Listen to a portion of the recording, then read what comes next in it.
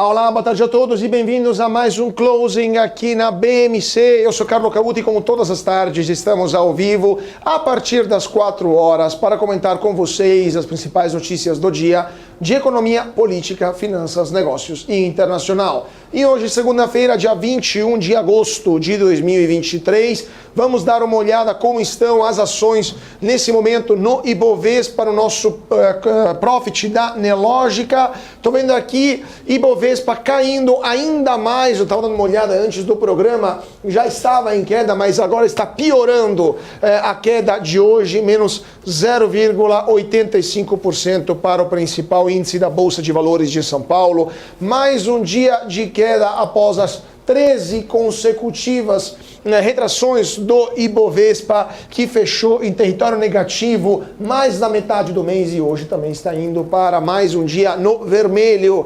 114.396 pontos para o principal índice da Bolsa de Valores de São Paulo, 10,28 bilhões de reais de volume financeiro. IRB Brasil, menos 8,09%. A Pivida cai 4,32% e Carrefour 3,46%. Por outro lado, a Petz é a melhor do dia. Vamos dar uma olhada aqui como está a Petz nesse momento no nosso profit. Deixa eu pegar aqui a Petz.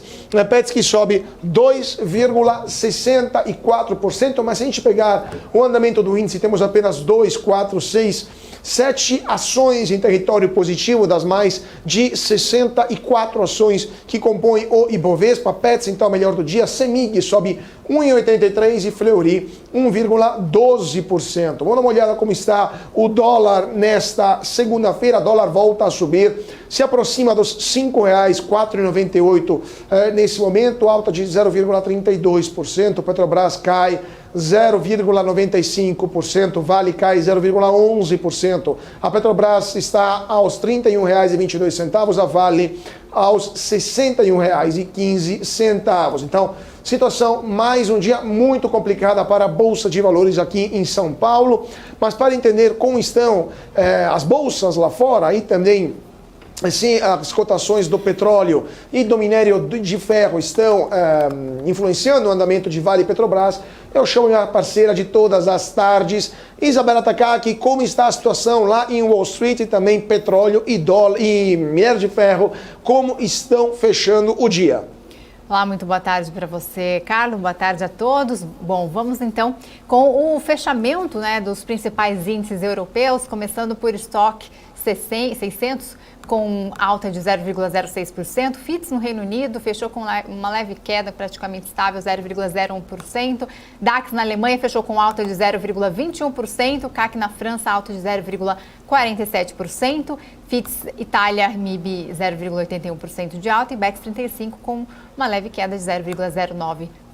Agora vamos ver então como está a cotação do petróleo Brent ali com o contrato com vencimento para outubro de 2023, o contrato mais negociado, e Brent, que é referência para a Petrobras, valendo então $84,41, com alta de queda de 0,45%. Agora o preço de minério de ferro lá no porto de Dalian fechou com alta de 0,13% aos 771 yuans. E vamos dar uma olhada na notícia que está movimentando o mercado de turismo e também deixando muita gente preocupada, porque a agência de viagens 123 Milhas, que anunciou no final de semana passada a suspensão das vendas e das emissões de viagens promocionais, entrou na mira da Comissão Parlamentar de Inquérito que investiga pirâmides financeiras com criptomoedas. O deputado federal Áureo Ribeiro, do Solidariedade do Rio de Janeiro, que preside a CPI, já escreveu no seu perfil do Twitter que os parlamentares devem averiguar a situação que causou prejuízo para brasileiros. Segundo ele, é muito grave o comunicado da 123 Milhas de suspensão das viagens agendadas de setembro a dezembro de 2023. Muitas famílias se programaram e agora todo o sonho vai para a água abaixo. Segundo ele, a CPI das pirâmides financeiras vai investigar o caso dos prejuízos provocados para os seus clientes e a empresa, lembramos que a empresa divulgou que suspenderia a venda e a emissão de novas passagens da sua linha promocional, ou chamada Promo, que trabalha com datas flexíveis. Segundo a empresa, a justificativa que a empresa apresentou é de, abre aspas, persistência de circunstâncias de mercado adversas, fecha aspas. Bom, e o Procon de São Paulo notificou a agência de viagens 123 Milhas ali pedindo esclarecimentos sobre o anúncio, né, que o Carlos acabou de falar, de suspensão dos pacotes de viagens promocionais com datas entre setembro e dezembro de 2023. Na notificação foram solicitadas informações como o detalhamento das condições adversas citadas no comunicado e que foi feito desde então para atender os consumidores que seriam impactados, segundo o próprio comunicado do Procon. E o órgão de defesa do consumidor também questionou a quantidade desses consumidores, as opções além dos vouchers oferecidos como devolução, especialmente como está sendo ali feito o atendimento das pessoas atingidas, segundo a nota, e a notificação é o procedimento inicial para que os técnicos analisem a situação e ofereçam a melhor orientação possível aos consumidores, bem como se encaminha para um processo de fiscalização mais detalhado, de acordo com o Procon. Já tivemos muitos ali relatos de consumidores que estariam sendo atendidos, o que é um problema adicional, que não estariam sendo atendidos, especialmente para quem se programou para viajar. Ali a empresa, além de ter feito uma mudança unilateral das regras, não pode deixar os consumidores sem informação, diz ali o diretor do Procon, Rodrigo Tritapepe. Ele reforça ali a crítica ao Conselho Federativo e mudança da tributação da origem para destino. E vamos falar agora das negociações entre Americanas e seus bancos credores que estão enfrentando obstáculos, principalmente devido à ausência do balanço de 2022, que ainda não foi publicado pela empresa de varejo, que se prometeu apresentar uma nova proposta e o balanço nas próximas 2 semanas. A Americanas estendeu a previsão de um acordo para outubro e nessa semana a expectativa é que seja ouvido na CPI das Americanas o antigo CEO Sérgio Rial. Lembramos que Sérgio Rial ficou no cargo apenas 9 dias desde o começo do ano e agora é o ex-CEO da Americanas. Ele foi o CEO que denunciou, de fato, o escândalo que se tornou o caso da Americanas e vamos ver o que ele vai dizer para a CPI lá em Brasília. Bom, agora a gente fala do Banco do Brasil, porque hoje é o último dia para os investidores que possuem ali ações e receberem proventos do Banco do Brasil e também da Petrobras. A partir do dia 22 de agosto, as ações ficam ex-provento e o Banco do Brasil vai distribuir cerca de 80 centavos em proventos. Já a Petrobras vai repassar R$ 1,15 aos acionistas com pagamentos de dividendos em novembro e dezembro. Vamos ver a cotação, então, de Banco do Brasil hoje, com queda de 0,65%, papel valendo R$ 47,48 aí após essa distribuição de dividendos. E antes de passar para a próxima notícia, eu queria só pegar uma notícia de última hora que acaba de chegar, porque o ministro do Turismo, novo ministro do Turismo, Celso Sabino, acabou de anunciar sanções contra o site 123 Milhas, isso após o cancelamento das passagens. Celso Sabino afirmou que suspendeu a empresa de cadastro do setor que permite o acesso ao financiamento de bancos oficiais. Celso Sabino, então, informou que o governo adotou uma série de sanções após a 123 Milhas anunciar o cancelamento das passagens e, de acordo com o comunicado divulgado pela empresa, o valor, mesmo que o valor pago pelos clientes, seria devolvido não em dinheiro, mas sim apenas em vouchers no valor da compra, mais uma correção de 150% do CDI, vouchers que só poderiam ser utilizados dentro do próprio site, né? Então, esse é o primeiro problema. Além disso, vários clientes já relataram que estão tendo prejuízo, pois estão sendo oferecidos cupons parcelados no valor da compra e os vouchers só podem ser usados uma vez a cada compra, o que não cobre os gastos que os clientes tiveram com as viagens, isso segundo vários relatos. Então, vamos ver o que vai acontecer, mas o Ministério do Turismo, essa é a notícia que acaba de chegar, suspendeu o cadastro da 123 Milhas, do Cadastur, que é um cadastro feito por empreendedores do turismo e que possibilita a aquisição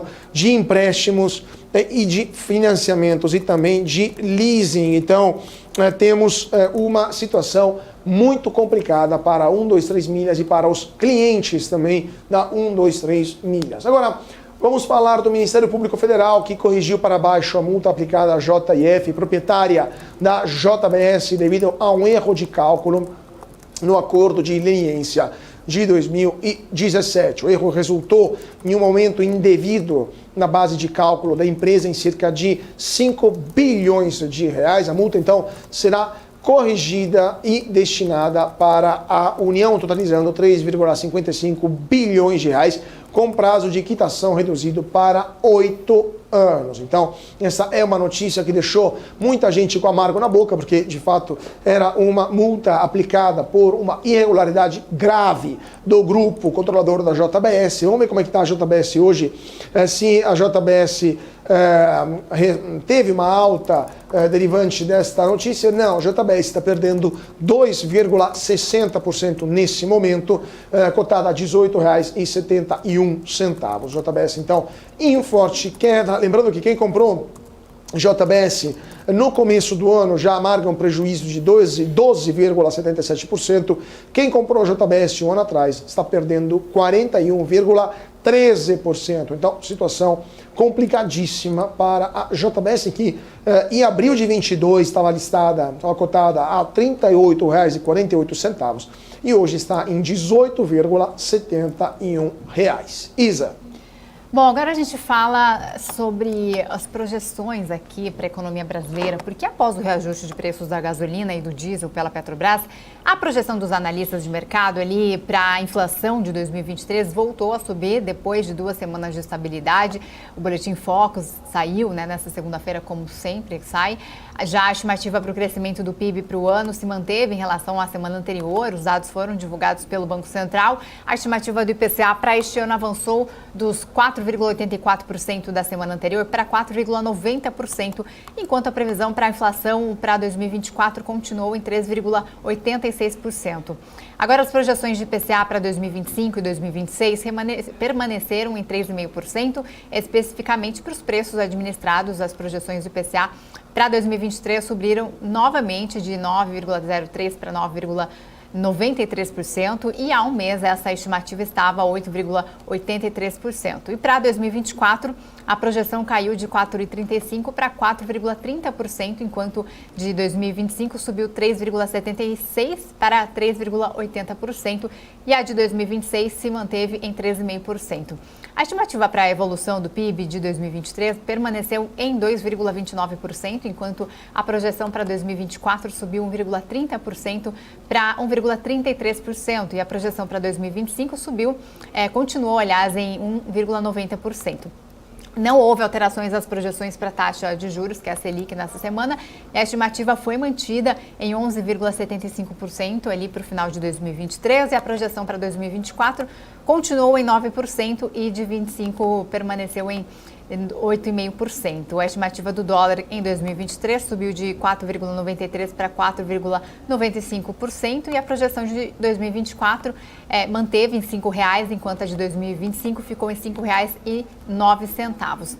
Agora, a projeção para o resultado primário se manteve nos mesmos patamares na semana passada para 2023, permanecendo em um déficit de queda de 1% do PIB, enquanto a do ano que vem melhorou, passando de menos 0,80% para 0,75% ali do PIB. A estimativa para 2025 ficou nos mesmos ali, a queda de 0,60%, e de 2026 teve ali uma ligeira piora de 0,30% do PIB. Então, esses são os resultados ali dos analistas, a perspectiva, a percepção dos analistas do mercado financeiro do Banco Central, em que é divulgado toda semana. Então, tá aí esses resultados.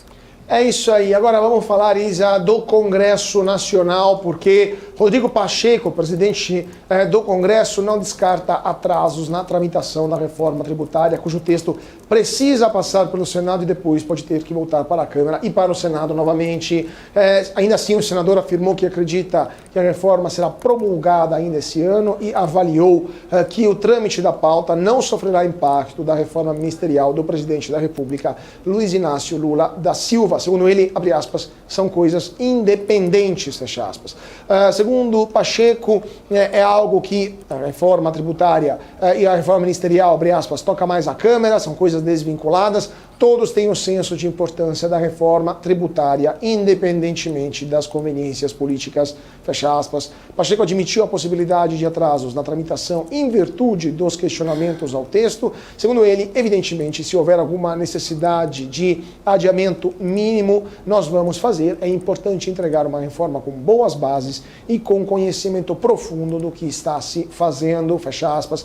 Entretanto, o senador frisou a intenção de cumprir, aliás, o calendário previsto para o trâmite da pauta. Segundo ele, a previsão inicial é para o dia 4 de outubro, data estipulada pelo relator, o senador Eduardo Braga, mas Pacheco prometeu que o Senado vai se dedicar muito no final de agosto e todo o mês de setembro para que a reforma seja aprovada até o dia 4 de outubro. Segundo ele, se pretende votar este ano e é muito importante promulgar a emenda constitucional, né, ainda no final de 2023.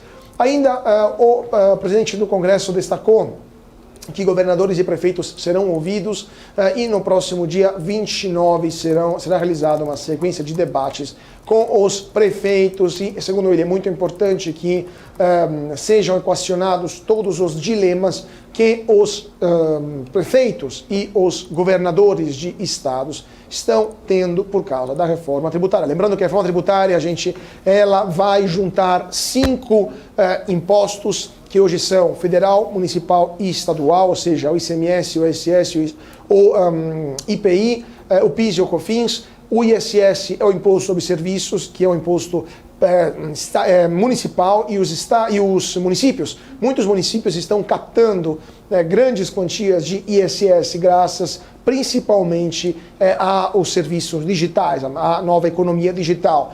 Agora, de entregar esse dinheiro para o governo federal, que depois vai redistribuir isso para toda a federação, com certeza é uma matéria de preocupação para os municípios, principalmente os grandes municípios brasileiros, como São Paulo, Rio de Janeiro, BH, entre outros. Então, vamos ver o que vai acontecer. Agora a gente fala da empresa de Private Equity ali, está muito próxima de adquirir a rede de restaurantes de sanduíche Subway por cerca de 9,6 bilhões de dólares, segundo informações do Wall Street Journal ali. O objetivo da Subway é concretizar o acordo de venda ainda nesta semana. Representantes da Rock Capital, que é a empresa que pretende comprar a Subway, a própria Subway ainda não responderam aos pedidos de comentários da agência Bloomberg, e a Subway, que informou em fevereiro que buscava um acordo de venda, atraiu o interesse ali de longa lista de pretendentes, incluindo a Work, bem como a TDR de Capital e a Advent International. E o WSJ informou que o outro grupo de interessados, que inclui também a TDR Capital e a Seymour, ainda também podem apresentar ali uma oferta maior. A Subway é uma das maiores redes de restaurantes do mundo, com cerca de 37 mil franquias em mais de 100 países.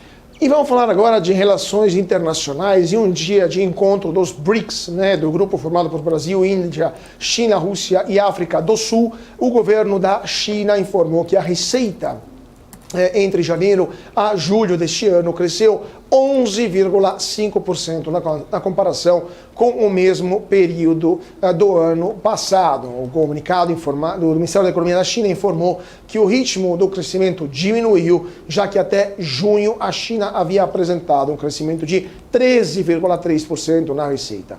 A receita total do país asiático em 7 meses foi de 13,9 trilhões de yuan, mas as despesas do país aumentaram 3,3% de janeiro até julho em relação ao mesmo período do ano anterior e alcançaram 15,2 trilhões de yuans.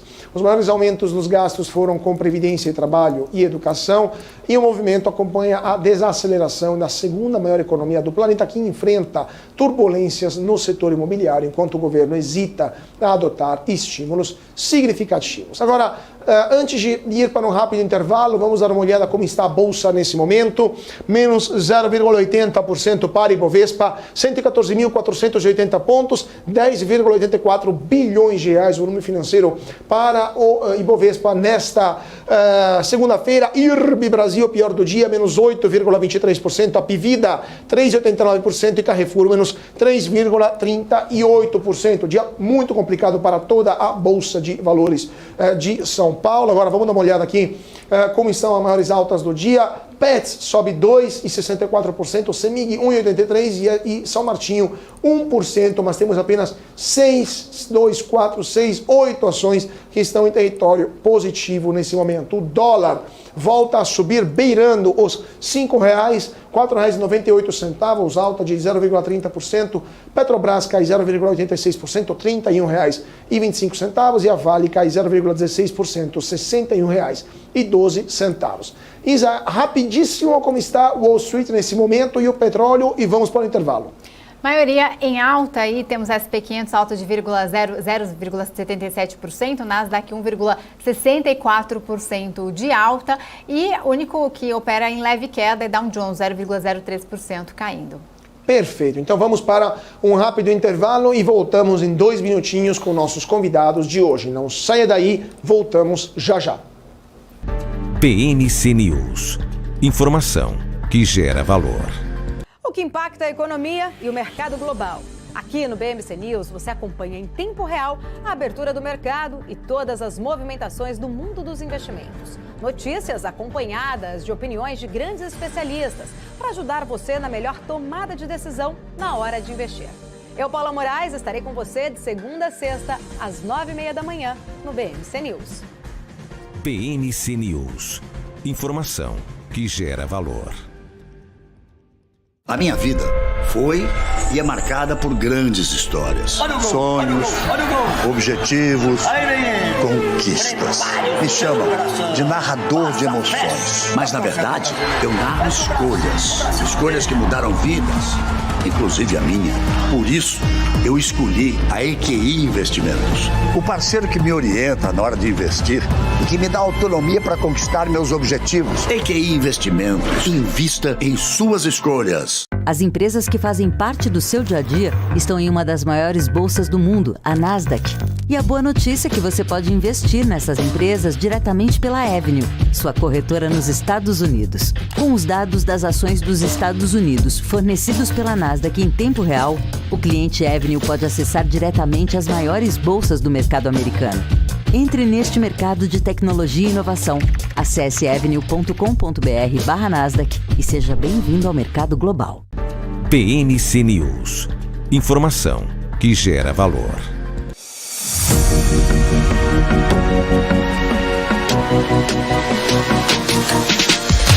PNC News. Informação que gera valor. E de volta para o closing aqui na BMC. Muito boa tarde para você que está se sintonizando agora nesse momento, 4 horas e 25 minutos. E vamos dar uma olhada lá na Fiesp, na Avenida Paulista. Vamos ao vivo na sede da Fiesp, onde acontecendo um evento muito importante nesta segunda-feira que está reunindo líderes políticos e econômicos. Temos o presidente da Câmara e do Senado, Arthur Lira e Rodrigo Pacheco, que estão discursando no Fórum Reforma Tributária, a etapa do Senado. Então está acontecendo. Vamos ouvir um pouco os participantes desse evento lá na Fiesp, ao vivo, direto da Avenida Paulista. Obrigado. Bem, essa era a última consideração. Eu só gostaria, de antes de passar a palavra ao presidente Rodrigo Pacheco e ao API e ao Rodrigo Pacheco, de lembrar, API, você, no ano passado, esteve aqui conosco em vários momentos discutindo a reforma tributária. E você, como grande estudioso que é do assunto e grande economista, você sempre defendeu, assim como nós defendemos, que a reforma tributária, pela capacidade de simplificação, de melhoria do sistema, vai promover crescimento econômico. As estimativas mais conservadoras são de que ela vai promover um crescimento econômico de talvez 10 pontos percentuais do PIB em relação ao que cresceria se não mudássemos o sistema tributário ao longo dos próximos 10 anos. Alguns estudos macroeconômicos estimam até um crescimento de 20%. Por favor, levem isso em consideração no estabelecimento da alíquota máxima. Os estudos que a Fazenda liberou demonstram que a alíquota que não promoveria aumento da carga tributária deveria ser entre 20% e 22%, se não houvesse qualquer exceção. Eu entendo a lógica de que o ideal seria não termos exceção, mas também sempre, você deve se lembrar, no ano passado discutíamos que era impossível politicamente aprovar algo sem exceção. E tem muitas exceções que são meritórias, setor de alimentos, setor de saúde, setor da construção. Mas limite a alíquota em 25%, porque senão a indústria, de novo, sofrerá muito. A indústria não aguentará pagar mais do que 25%. E já é uma das alíquotas mais altas de IVA do mundo. Mas compreendendo que no Brasil, obviamente, a renda é baixa e, portanto, impostos sobre a renda, sobre o patrimônio, acabam significando menos do total arrecadado do que os impostos sobre o consumo, nós estamos admitindo 25%. Mas a indústria não pode admitir que a variável de ajuste seja sobre a indústria e ela acabe pagando mais, tendo em vista exceções. E também não podemos entrar numa briga política intrasetorial de esse setor não pode, esse setor pode. Isso é uma decisão do Congresso Nacional, é uma decisão da política. Mas limitem, por favor, a alíquota em 25%. Muito obrigado.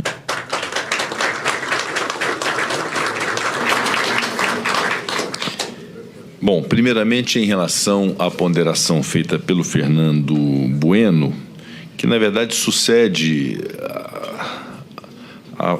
alguém falou sobre a questão do risco da vergonha mundial de se ter uma alíquota de IVA a maior do mundo, como é no maior índice, maior taxa de juros do mundo. É realmente uma expressão de, no mínimo, alguma incompetência nacional de termos esse tipo de recorde. Então, obviamente, nós não desejamos isso. Nós precisamos fazer a reforma tributária, é importante que a unificação tributária se estabeleça dentro de uma razoabilidade. Essa razoabilidade virá em algum momento de uma maneira mais forte quando houver uma contenção de gastos públicos, uma qualidade do gasto público, uma sistemática modificada de despesas nacionais. Mas, por hora, nós temos o Estado tal como ele é e precisamos definir uma alíquota. O que eu tenho defendido, que me parece ser também a ideia do relator, o senador Eduardo Braga, é que já na reforma constitucional, que depende depois de uma lei complementar para se colocar em prática o sistema tributário novo, se tenha um teto de alíquota. O senador Eduardo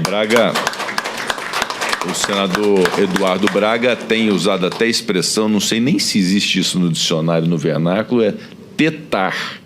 O verbo de colocar o teto. Eu não sei se... Acho que não tem, porque soa mal, é pouco sonoro.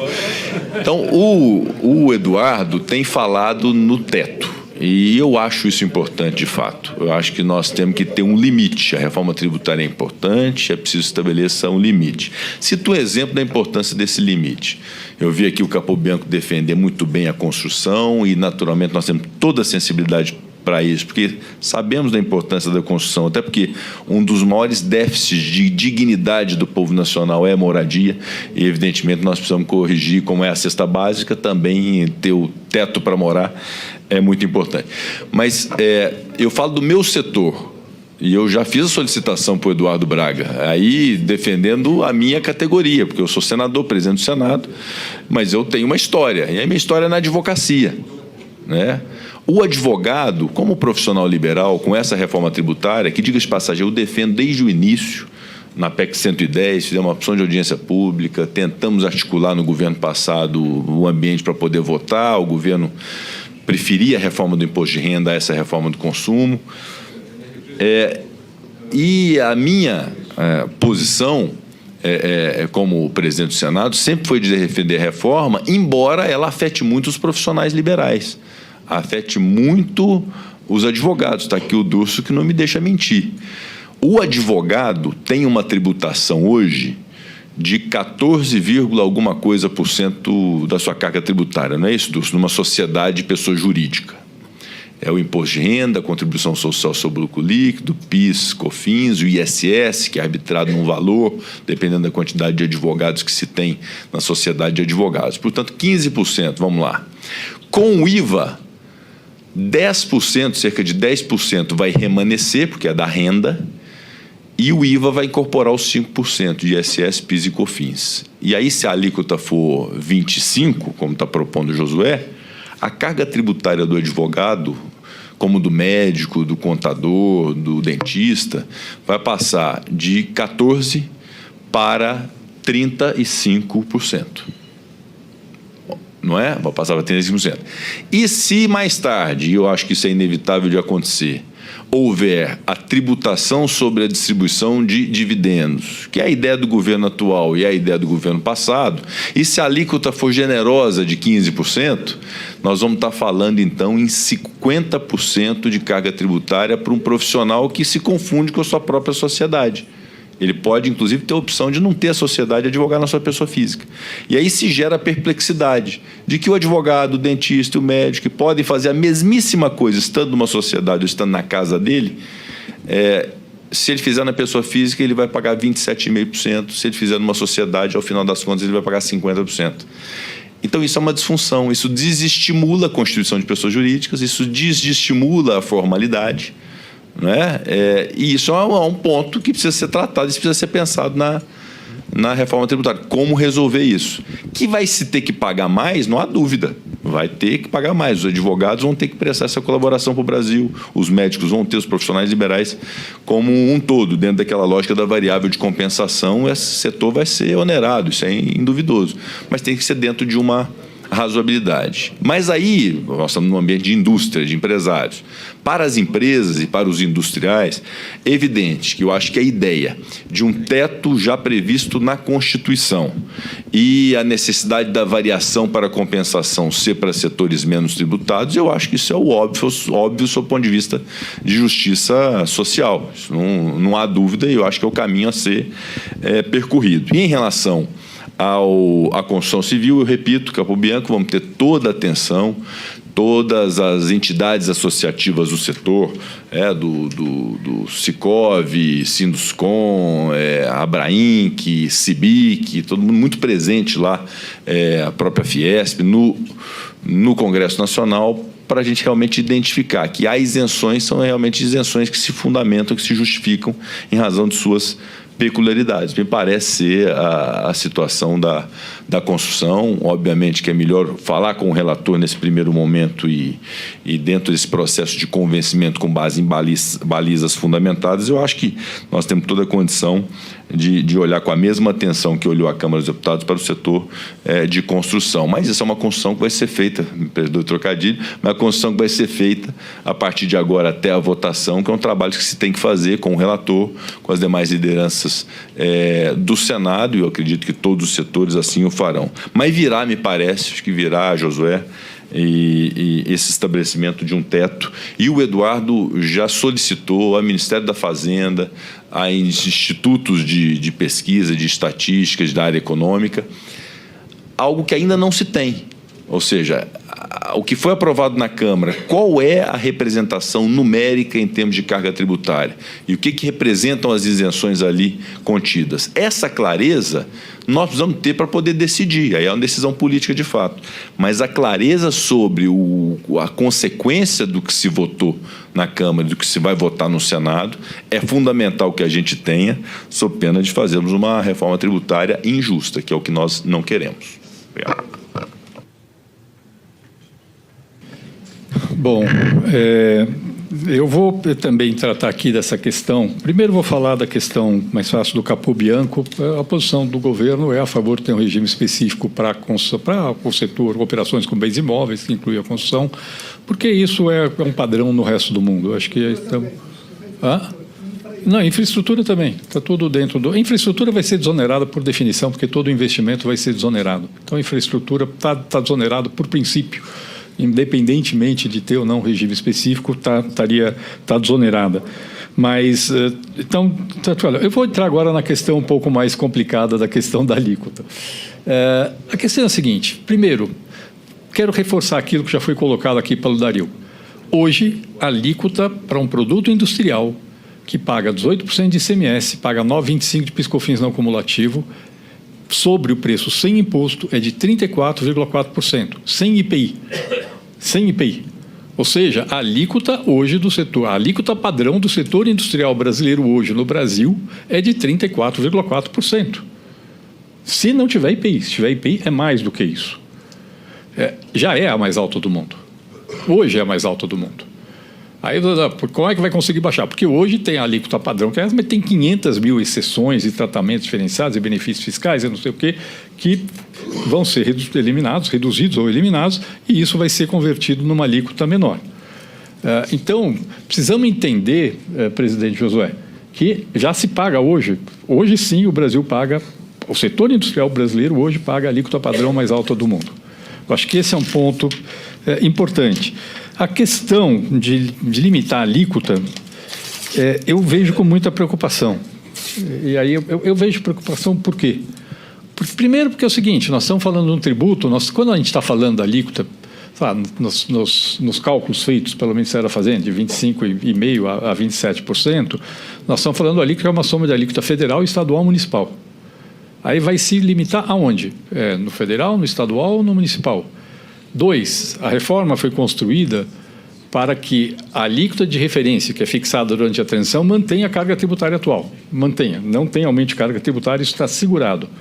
Mas ela também dá autonomia para os entes poderem aumentar ou reduzir sua alíquota em relação à alíquota. De volta aqui para o nosso estúdio na BMC com o closing. Então vimos agora um trecho do debate do evento que está acontecendo nesse momento na sede da Fiesp, na Avenida Paulista, aqui em São Paulo. Tivemos informações interessantes. O presidente da Fiesp, Josué, está pedindo que tenha uma alíquota máxima de 25%. A reforma tributária prevê uma alíquota máxima de 25%.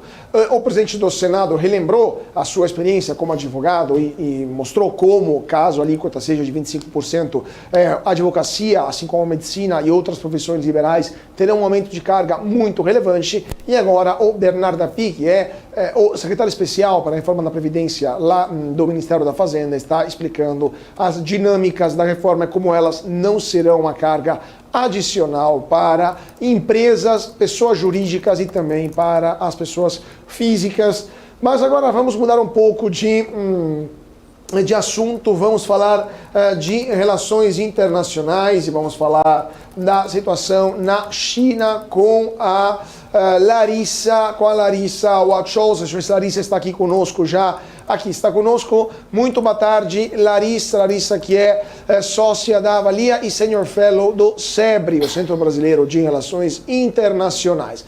Larissa, muito boa tarde e muito obrigado por sua participação aqui no Closing da BMC.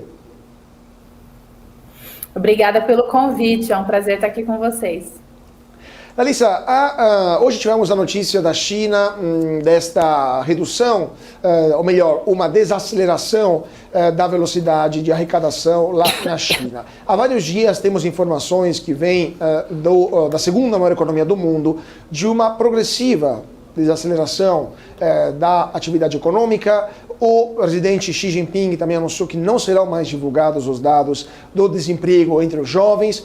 Temos uma crise do mercado imobiliário que está voltando a acontecer após os problemas enfrentados há poucos meses, há cerca de um ano e meio atrás, com a Evergrande, agora é a Country Garden. Então a primeira pergunta que lhe faço é: como está nesse momento a situação econômica da China e quais poderiam ser as consequências de uma eventual desaceleração ou crise econômica na China para o resto do mundo? Olha, eu acho que a gente precisa tentar entender o que está acontecendo na China hoje com uma certa cautela, sem precipitação.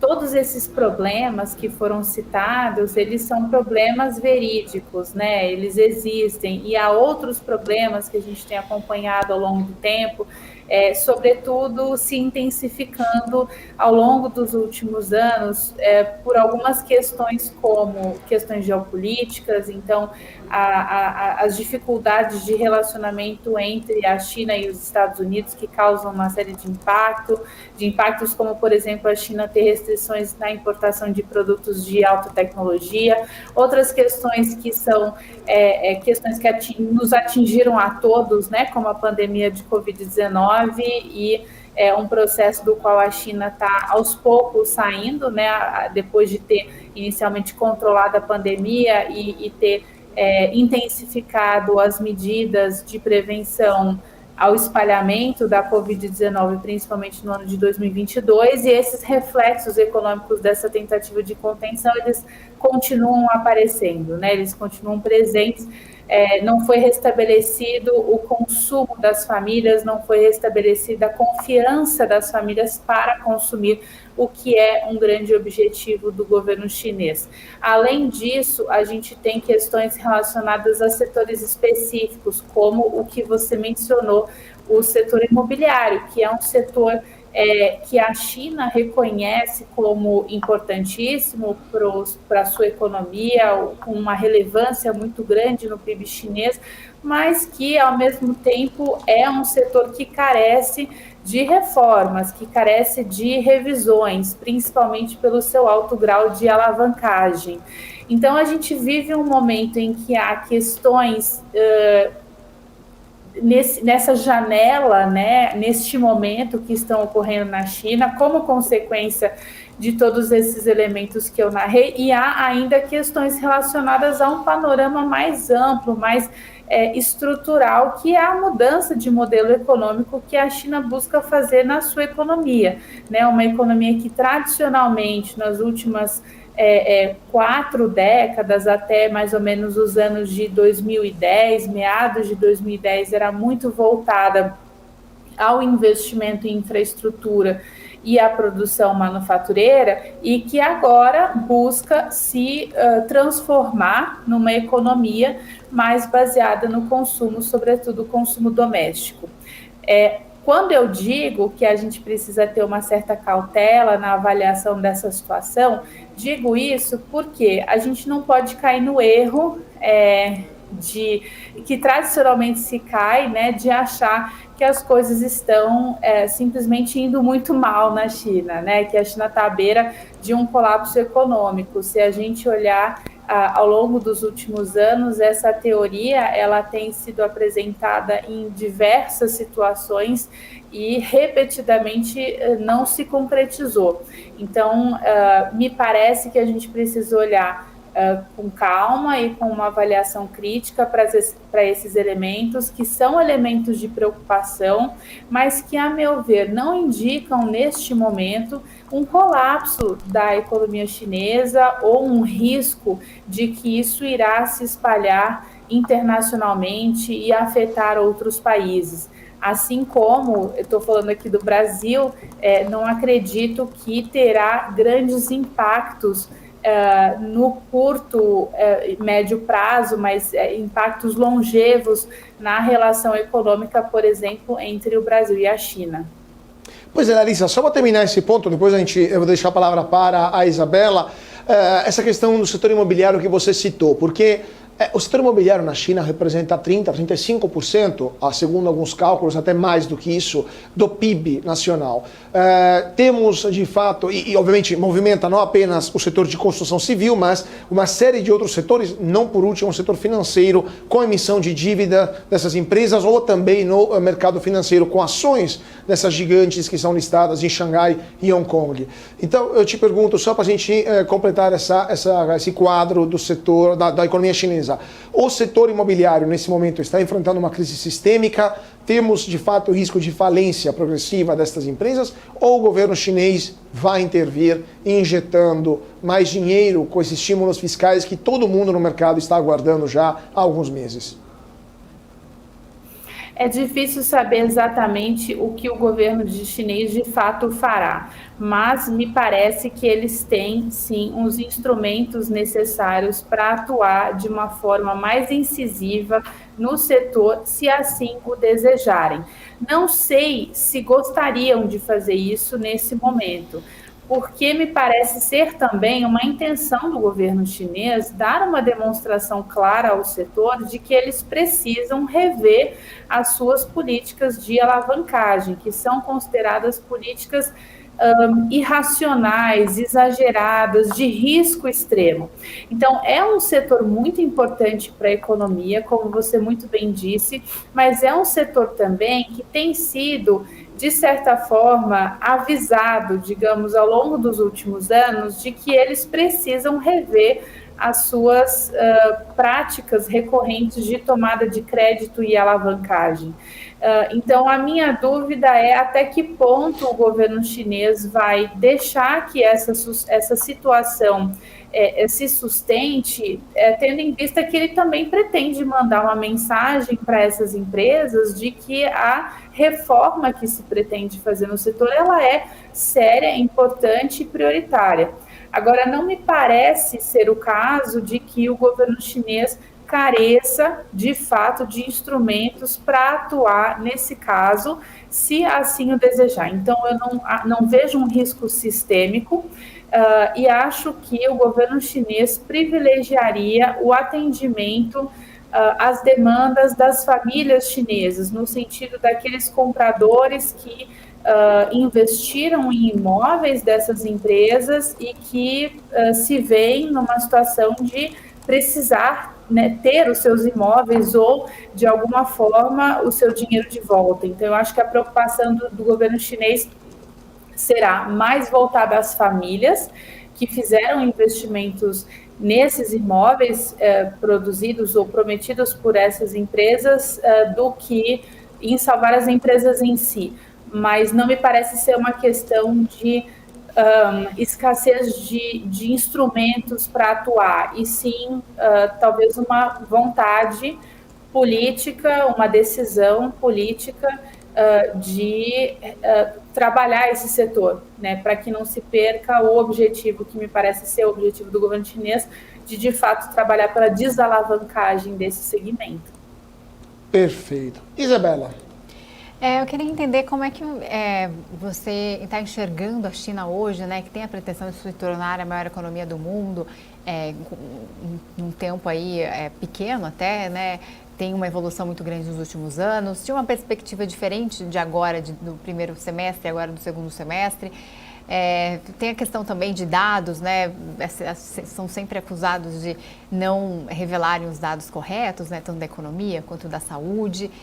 A realidade sobre a economia chinesa, o quanto isso você acredita que é real, né, de todos esses números, toda essa crise, e o quanto isso pode prejudicá-los nessa subida aí que eles pretendem, né, na alavancagem a ser a maior economia do mundo? Mas a gente sabe também que eles são muito seguros, né, são muito bem planejados. Qual que é a sua visão em relação a essa caminhada da China? Me parece que, conversando com diferentes analistas não chineses, analistas internacionais que seguem a economia chinesa há bastante tempo, que existe uma impressão geral de que os grandes números da China, eles de fato batem com as estimativas de outros analistas, digamos, independentes ou internacionais mesmo, né? Os grandes números, principalmente os números relativos ao crescimento do PIB, né? Um número que foi questionado em diferentes ocasiões ao longo dos últimos anos. Então, eu lamento que alguns dos dados, de fato, eles sejam cercados de mais mistério, como esse do desemprego entre os jovens, né? Mas, de forma geral, me parece que sim, que os dados têm batido com a realidade e que vários analistas que se debruçam sobre esse assunto detalhadamente têm repetidamente chegado a essa mesma conclusão. Então, eu acho que não tem grandes motivos para a gente desconfiar em larga escala desses dados. Eu acho que existem questões relacionadas aí até à própria comunicação de alguns desses temas, e um desses casos é essa medida recente relacionada ao desemprego entre os jovens, que eu acho que acaba causando mais problemas de comunicação e de entendimento, né, para aqueles que mergulham no assunto e tentam entender o que está de fato acontecendo na China. Mas as minhas perspectivas, elas continuam perspectivas positivas. Eu acho que essa mudança de padrão de crescimento econômico, de modelo de crescimento econômico, ela é de fato necessária. A própria reforma que se está tentando impor ao setor imobiliário, ela também é de fato necessária. Ou seja, são problemas que são reconhecidos na economia chinesa e que precisam ser consertados para que a China consiga ter sucesso nessa sua mudança de modelo econômico. Sem essas mudanças, vai ser difícil, de fato, ter uma nova economia consistente, com qualidade, como eles têm tentado definir, com uma prosperidade comum, que tem sido um lema, né, demonstrado do governo chinês em relação a garantir maior igualdade de oportunidades entre as diferentes partes da população chinesa, a relação campo-cidade, por exemplo, que ainda é bastante... em que há muita diferença no padrão de vida, né, das pessoas. Então, eu acho que esses temas são todos temas importantes e que são reformas que, de fato, precisam acontecer. O que se questiona, em grande medida, é a forma como essas reformas estão sendo apresentadas, impostas, e se elas, de fato, terão algum resultado, né? Porque algumas delas não têm se mostrado de tanto sucesso. Mas eu acho que a visão de que uma transição de modelo econômico é necessária, dessa economia muito focada no investimento em infraestrutura e na exportação manufatureira para uma economia de consumo, ela é de fato a visão acertada. Não tinha como a China continuar crescendo como ela cresceu até aproximadamente o ano de 2010, cerca de 10% ao ano. Não havia sustentabilidade nesse crescimento, e já se sabia que essa redução seria reduzida ao longo do tempo, inclusive na medida em que a China fosse capaz de não só crescer a sua economia, mas crescer o seu PIB per capita e dar maior qualidade de vida à sua população. Agora, essa transição de modelo econômico, ela é difícil, é sofrida, e principalmente vai precisar conquistar a confiança das famílias para que esse consumo de fato seja elevado para patamares que venham a sustentar o continuado crescimento econômico chinês. Não naqueles patamares, né, nos números que a gente costumava ver, mas um crescimento constante, porém não tão acelerado. O Brasil, ele tem muito a se beneficiar desse crescimento, o Brasil e o mundo. Eu estou falando da perspectiva brasileira por estar falando desde o Brasil, mas a gente sabe que a China é um importante motor do crescimento econômico mundial, e países exportadores de commodities, muitos se beneficiaram desse crescimento econômico ao longo das últimas décadas, e poderiam se beneficiar dessa transição de modelo econômico também, inclusive tentando sair desse elemento, né, dessa característica de serem apenas exportadores de commodities para serem exportadores de produtos de maior valor agregado. Porque na medida em que você consegue, de fato, conquistar o consumo das famílias chinesas, elas passam a consumir e a China consegue ter um consumo interno mais sustentado, esse consumo é não só para a produção interna, mas também para os produtos importados. Então, seria uma grande janela de oportunidade para países que queiram também reduzir a sua, aumentar a sua carga de exportação de produtos manufaturados e produtos de maior valor agregado, o que certamente beneficiaria o Brasil, por exemplo.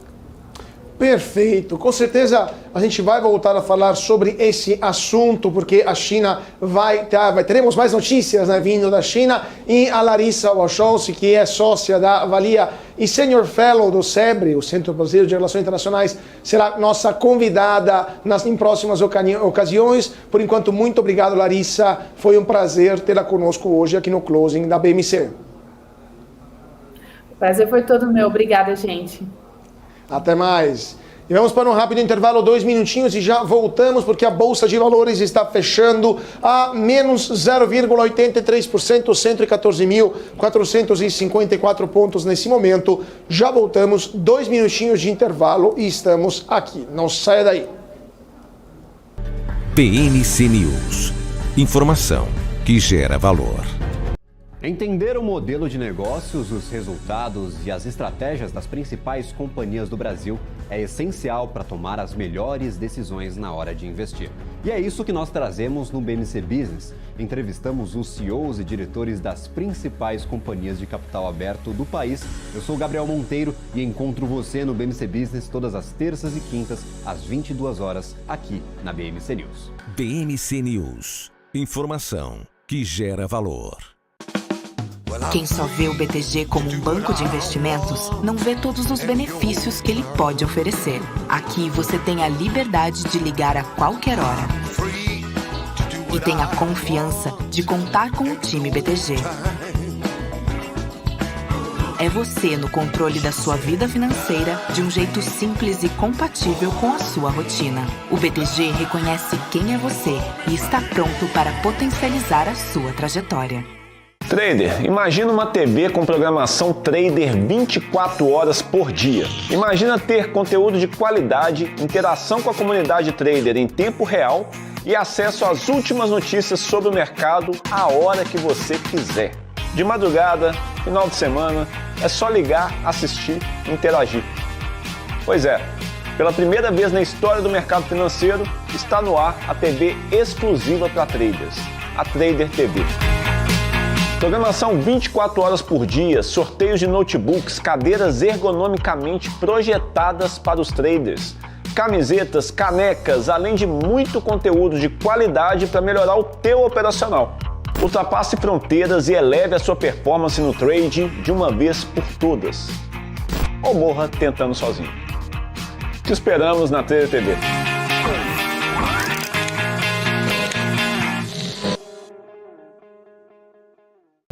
BMC News. Informação que gera valor.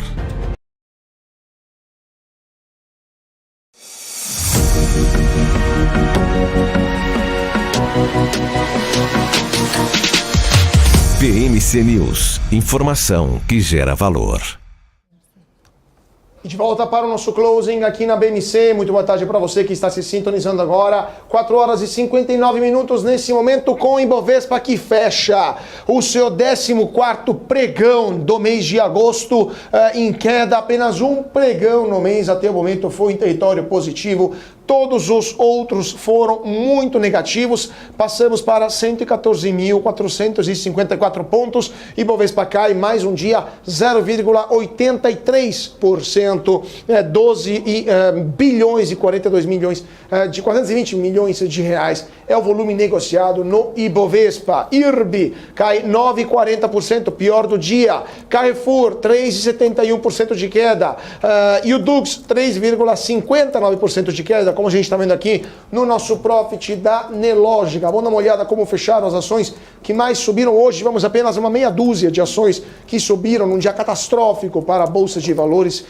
A Pets caiu, Mets subiu, aliás, 3,20%, a Semig 1,67%. São Martinho sobe 1,31%. Dólar volta a subir 0,26%, R$ 4,98, cada vez mais próximo do patamar de R$ 5,00. Vale cai 0,11%, R$ 61,15. Petrobras cai 0,98%, aliás, R$ 31,21. ISA, Wall Street ajudou, atrapalhou a Bolsa aqui no Brasil. E o Brent, como terminou o dia? Bom, vamos lá, começando com Dow Jones, queda de 0,13%, SP500 com uma alta de 0,63% e Nasdaq, Bolsa das Tecnologias, 1,56% de alta. Então, e agora o petróleo Brent, né? Vamos ver como, depois, né, das novas políticas de preço ali, que acaba, inclusive, saiu hoje afetando bonds ali da Selem. O Petrobras, então, encerrou os dias com perdas ali, os preços internacionais encerraram os dias com perdas. O preço fechou essa perda devido à preocupação de que o crescimento econômico mais modesto da China iria reduzir a demanda pelo óleo ali, enquanto a possibilidade de novos aumentos na taxa de juros dos Estados Unidos também continua lançando ali uma sombra sobre as perspectivas de demanda. Então, o WTI fechou com queda de 0,65% aos $80 e 72 centavos o barril, e barril Brent com queda de 0,40% aos $84 e 16 centavos. E antes de chamar o nosso terceiro convidado de hoje, eu só queria dar uma notícia que acaba de chegar. A área técnica da Agência Nacional de Energia Elétrica, a ANEEL, acabou de propor uma redução de 36,9% dos valores das bandeiras tarifárias, taxa adicional cobrada na conta de luz, a depender das condições de geração de energia no país. A recomendação está na nota técnica que embasou o voto a ser apresentado pelo relator do processo, o diretor Fernando Mosna, nesta terça-feira, ou seja, amanhã, quando a agência vai analisar a abertura de consulta pública sobre o tema. Então, a ANEEL propõe uma redução de quase 40% na bandeira tarifária de energia elétrica. Vamos ver se isso é mais uma MP 579 que detonou o setor elétrico lá atrás durante o governo Dilma Rousseff, ou se dessa vez tem mais cabimento técnico uma medida como essa. Mas para falar agora do mercado e entender melhor o que está acontecendo a nível mundial, e se estamos prestes a enfrentar uma nova grande crise como aquela que vivenciamos em 2007, 2008, no começo dos anos 2000 ou no começo dos anos 90, eu chamo o nosso convidado de hoje, o Enrico Cozzolino, Head de Análise Sócio da Levante Investimentos. Muito boa tarde, Enrico. É um prazer tê-lo novamente conosco aqui no Closing da BMC. Prazer é meu, Carlos. Boa tarde a todos. Enrico, o que está acontecendo no mercado?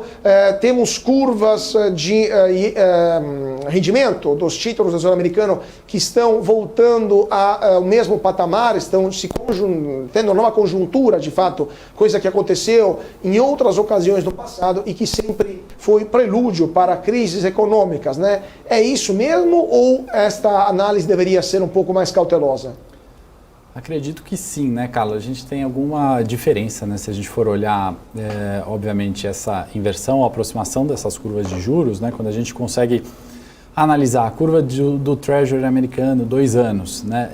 Encontrando a curva do Fed Funds, né? A taxa básica de juros nos Estados Unidos, nas últimas vezes que isso aconteceu foi prenúncio, né, de uma recessão, né? Então, acho que mais do que essas 14 dias de queda consecutiva do Ibovespa, acho importante a gente olhar 10 semanas de consolidação, onde, né, mais ou menos o movimento dessa curva é bastante semelhante. Eu, particularmente, né, eu sempre sou bastante cético quando a gente faz uma análise econômica, né, muito pautada em dado, muito pautada como se fosse economia uma ciência de exatas, né, uma engenharia, como a gente está fazendo aqui.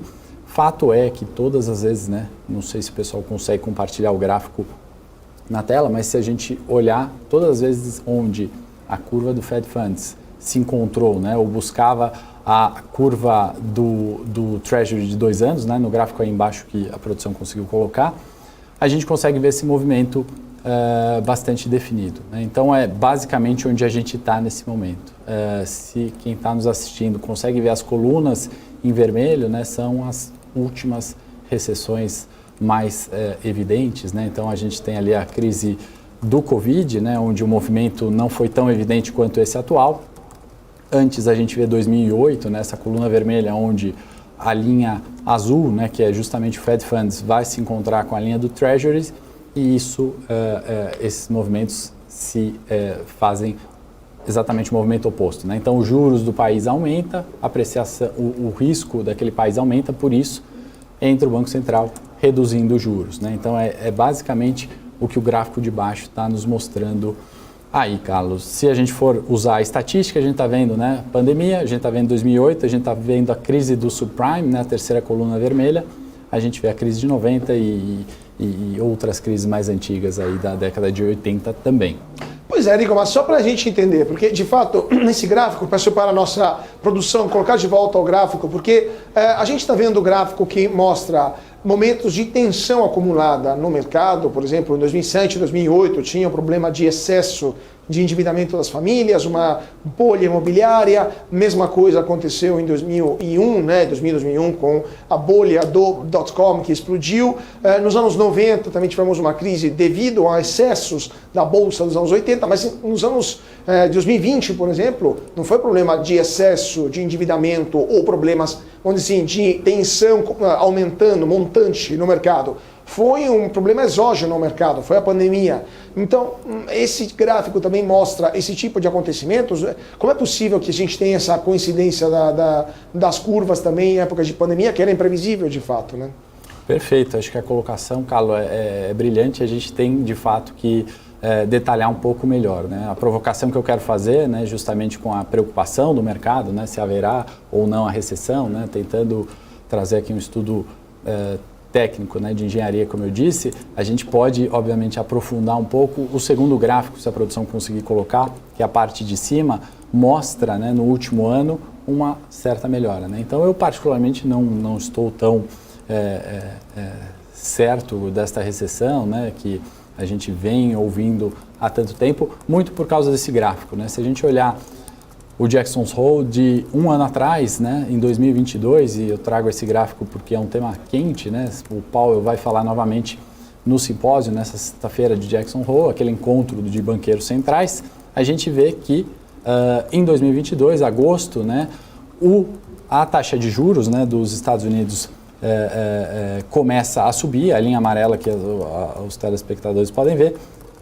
A inflação começa a reduzir, então a gente vê um juro dobrando, uma inflação caindo pela metade, e aí mérito do Powell, né, que vem mantendo a taxa de desemprego linha azul estável, né? A gente vê o desemprego nos Estados Unidos praticamente na mesma, né? Então 3,5 é low histórico, né? E isso com um grande sucesso, né? Então no pontilhado vermelho, também vertical, foi a data do simpósio, né? Então, por isso que eu também estou bastante cético com essa recessão, apesar de diversos banqueiros centrais apontarem, apesar do gráfico, né, de convergência de crise, se abordou muito bem, Carlos. São outros fatores ali que acabam impactando o mercado, né? O excesso de liquidez é um deles que com certeza contribuiu para essa inflação estar fora de controle. Pois é, né? Só terminando o último ponto, Nico, a gente viu também nos últimos meses uma alta da bolsa lá nos Estados Unidos, né? High time level desde sempre, lá, especialmente do Nasdaq, e os múltiplos de muitas ações estão de fato irracionais sobre alguns aspectos. A Nvidia é um caso típico, mas não apenas a Nvidia. A Tesla continua em uma forte alta, totalmente fora de qualquer múltiplo racional, entre outras. O que você acha que pode acontecer? Uma crise limitada para estas ações, muito além da racionalidade, ou teremos algum tipo de gatilho que não estamos vendo nesse momento provocado pelo enxugamento da liquidez, né, como você muito bem colocou? Então, o que você espera lá da Bolsa Americana, ou simplesmente esta alta dos juros vai conseguir aquilo que todo mundo espera, ou seja, um soft landing, né, uma aterrissagem suave da economia americana sem uma recessão e sem um desemprego excessivo? Excelente pergunta, Carlos. Eu acho que de uma forma aqui bastante transparente e modesta, né, o fato é se essa recessão vai acontecer ou não, ninguém consegue cravar isso, né? Eu acho que a gente consegue solucionar a resposta, né, das techs ou do varejo, no caso local, ou dos bancos, né, de múltiplos caros e baratos, com uma alocação correta de portfólio, né? Porque de fato aquela certeza, né, se estamos no topo ou se estamos num low, o mercado muitas vezes acaba errando, como, enfim, a gente poderia citar diversos ajustes aqui, até do PIB recente que surpreendeu, né? Então, nessa análise, né, onde eu acho que o mercado antecipa e muitas vezes acaba errando, como pode ter errado na euforia dos 100 mil pontos aos 120 no Ibovespa, pode ter errado no caso das techs, eu acho que uma alocação tática, né, ou proteção, ou estratégia de diversificação é o que nos faz, acho que, ter um melhor desempenho. Então, sem fugir muito ou sem ficar em cima do muro, a gente traduz isso em alguma estratégia, porém, num ciclo de corte de juros, com certeza a gente vai ver essas gigantes ainda de tech se valorizando, né? Então aquele movimento de correção para retomar a subida mesmo com múltiplos altos, né? Perfeito. Isabela, sua pergunta para o Enrico. É que a gente está falando ainda dos Estados Unidos, né? Como é que você está enxergando? Bolsa lá barata, é hora de fazer aí um portfólio também com esse dólar? Qual que é a sua opinião? Bom, se não fosse no comparativo, né, a gente sempre compara o Brasil com os Estados Unidos, né, isso já é um erro por definição, né, somos uma economia totalmente diferente, não enxergo bolsa americana como barata, né, por múltiplo, tá uma bolsa cara e um cenário de fato preocupante, né, um enfraquecimento do dólar, olhando exclusivamente a moeda dólar, né, nem a paridade cambial aqui, né, acho que muito mais do que a apreciação do real, a gente viu uma desvalorização do dólar no curto prazo. Ainda assim, né, a gente tem que levar em conta que a gente vem num cenário pós-pandêmico, né, a crise do Covid, se pelo lado talvez de saúde ela foi resolvida, pelo lado econômico isso ainda vai levar bastante tempo, né? Então, não acho que é uma bolsa barata, porém tem empresas ali que a gente de fato não conseguiria viver sem, né? Então empresas ali que já entregaram muito em outras crises e que não ficaria short em bolsa americana, apesar de não estarem nos melhores múltiplos, né? Ainda mais num comparável com o Brasil em alguns setores. Última pergunta, Enrico, a gente estava falando de bolsa americana, mas eu queria voltar um pouco ao Brasil, porque estamos tendo um agosto de profundo vermelho na bolsa brasileira, como você está vendo aqui atrás de mim, no nosso profit da Nelogica, um dia de luta, mais um dia de luta para o Ibovespa, 14 pregões de 15 desde o começo do mês terminaram em território negativo, e essa queda parece não ter fim. Como você interpreta esta forte queda do Ibovespa? Passamos de 121 mil, quase 122, para 114 mil, indo para os 113. Você acha que é um normal reajuste, é uma normal realização após uma forte alta em junho? Ou temos problemas mais graves, como por exemplo, desaceleração na China, diminuição da demanda de matérias-primas, especialmente minério de ferro, problemas econômicos brasileiros que vão se apresentar nos próximos meses e que a Bolsa está antecipando? Qual que é a sua interpretação por esse agosto devastador para a Bolsa brasileira? Agosto de desgosto, né, Carlos? Desculpa aqui a piada sem graça no final das contas, né? Mas todo mês de agosto a gente vê, né, recorrentemente fatores como esse, né? Claro que batemos recordes de 14 dias de queda e a gente tem, como eu falei no início, né, aquela consolidação do Ibovespa, né, que girava em torno dos 117, 120 mil pontos há 10 semanas, né? O Ibovespa à espera de algum fato novo, algum movimento, né, que pudesse surpreender para que, de fato, né, a gente pudesse reverter a tendência de baixa, né? Não tem fato novo, né? Se a gente olhar o Ibovespa, ele está em tendência de baixa desde os 131 mil pontos, né? Então, eu acho que essas quedas recentes, elas corrigem um erro do mercado, né? Um erro, talvez, de uma euforia excessiva e muito rápida, né? Daquela bolsa que é extremamente barata a 100 mil pontos, né? E praticamente em um único mês vai a 123 mil pontos, sem que nenhuma melhora ali de fato, né, acontecesse, né? Então foi a euforia de uma pseudo-reforma tributária, né? Foi a euforia da possibilidade do início de corte de juros, né? Mas eu acho que o mercado acabou esquecendo esses problemas que você bem evidenciou. Incerteza ainda de crescimento chinês, minério de ferro, petróleo, guerra na Rússia e a própria situação nos Estados Unidos que a gente está abordando. Então, é uma correção, né, do ponto de vista de alocação de capital, para a gente é bastante interessante, saudável e necessária, né? Então, a relação de risco-retorno é muito mais atrativa comprar a Bolsa 114 agora do que comprar a 120. E lembrando, né, a Bolsa começa a entrar numa região de preços que também era bastante evidente em 2022, que são 108 e 114 mil pontos, né? Então, o cenário ele não é muito diferente daquele semestre onde a gente viu o Ibovespa entre 108 e 114 mil pontos. Enrico, última pergunta, como você está vendo a situação fiscal do Brasil e quanto isso vai impactar na Bolsa, considerando que a reforma tributária e também o arcabouço fiscal só vão sair entre outubro e novembro, se vamos sair, né, porque obviamente tudo pode acontecer, ou seja, teremos muito pouco tempo até o final do ano para a aprovação da LDO e de outras medidas, outras leis obrigatórias para o orçamento do ano que vem. Esse ano fechamos com um déficit de 130 bi, ano que vem 140 bilhões de reais, ou seja, estamos indo em direção de uma dívida pública bastante pesada para a economia brasileira. A inflação também está cada vez mais alta, segundo as previsões do Boletim Focus, né? Hoje o Boletim Focus indicou uma nova alta, previsão de alta. Quanto o fiscal do Brasil te preocupa para os investimentos na Bolsa de Valores?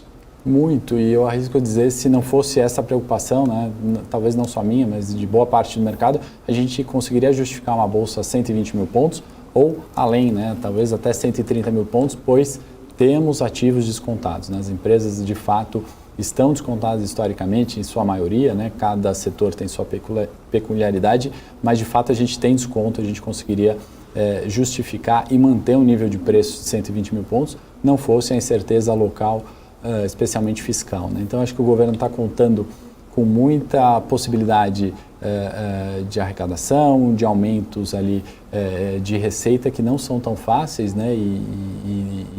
E talvez aquela maioria, né, de aprovação e euforia, né, que a gente viu de votação tributária talvez não seja tão fácil assim de encontrar esse consenso. Né? E quando a gente fala de Congresso, essa dificuldade é custo. Né? No final das contas são emendas aí ao relator que a gente ouve sempre, né, essa divulgação, e isso é custo para o Brasil. Né? Isso talvez um aumento de inflação, talvez uma necessidade ainda de juros altos por mais tempo. Então, me preocupa bastante nesse sentido. Acho que o governo acaba contando com um cenário muito benigno, né? E o mercado não gosta. Né? Incerteza, o mercado tem medo. Não à toa a gente vê a Bolsa caindo aí 14 dias em sequência. Apesar disso, né, o Carlos falou que era a última, prometo que é a última agora. Aproveitar a presença presencial, sendo redundante aqui. Então, você falou aí, né, da Bolsa está caindo, mas o interessante é que o volume ainda é alto, algumas ações ainda estão caras, né? Você acredita que tem espaço aí ainda para subir o Ibovespa? Acho que sim, né? Se a gente olhar até fluxo de capital estrangeiro, a gente olhar o próprio posicionamento, né? E apesar da sequência de quedas, né? O percentual de queda não é como a gente vê em dias, em momentos circuit breaker, né? Então, eu acho que a gente tem setores e empresas baratas, né? A gente está falando ainda de companhias que têm uma excelente gestão, estamos falando de companhias que solucionam problemas.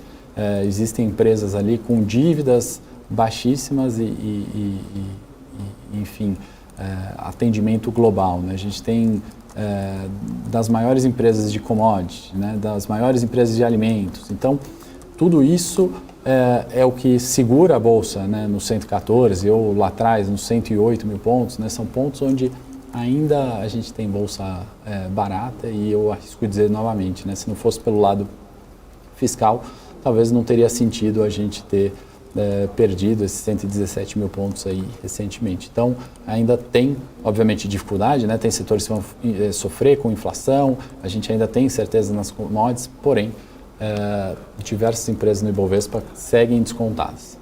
Perfeito. Vamos ver então o que vai acontecer e com certeza voltaremos a falar com Enrico Cossolino, head de análise sócio da Levante Investimentos. Enrico, sempre um prazer tê-lo conosco aqui no Closing da BMC e tomara que essa crise não aconteça lá nos Estados Unidos.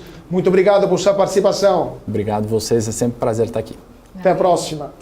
E nesse momento são 5 horas e 20 minutos, aftermarket rolando e Bovespa caindo 0,85%, 114.429 pontos, 14 bilhões e 370 milhões de reais.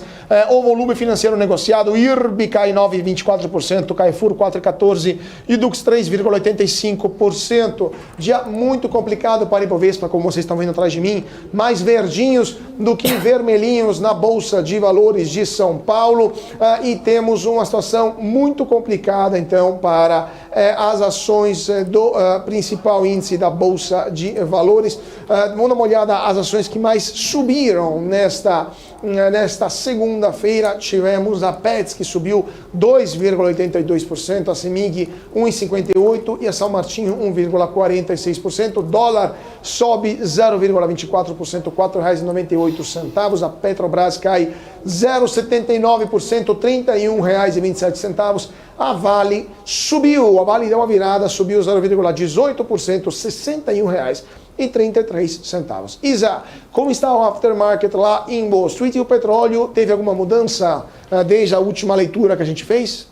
Bom, começando então pelos preços internacionais de petróleo, quem já tem um fechamento aqui, as cotações fecharam com queda, pressionadas por perspectivas incertas para a economia chinesa, a maior importadora global de óleo bruto. Os preços chegaram a reagir à alta ali ao anúncio de corte da taxa de juro de 1 ano no país, mas não sustentaram o movimento. A queda do dólar ante outras moedas também não ajudou. Ao longo do dia, várias análises ponderaram ali que a iniciativa não é o suficiente para sustentar uma recuperação da atividade da China. Outros até observaram que a taxa de 5 anos, referência para o mercado imobiliário, não foi alterada. De uma forma geral, a expectativa é que seja uma semana de cautela ainda, à espera de declarações de Jerome Powell na sexta-feira, onde mais pistas ali sobre a trajetória das taxas de juros são aguardadas com ansiedade nesta semana. Então vamos lá, fechamento do contrato Brent para outubro caiu 0,40% aos $84,46 o barril. E o WTI para outubro também recuou 0,66%, valendo $80,12 por barril.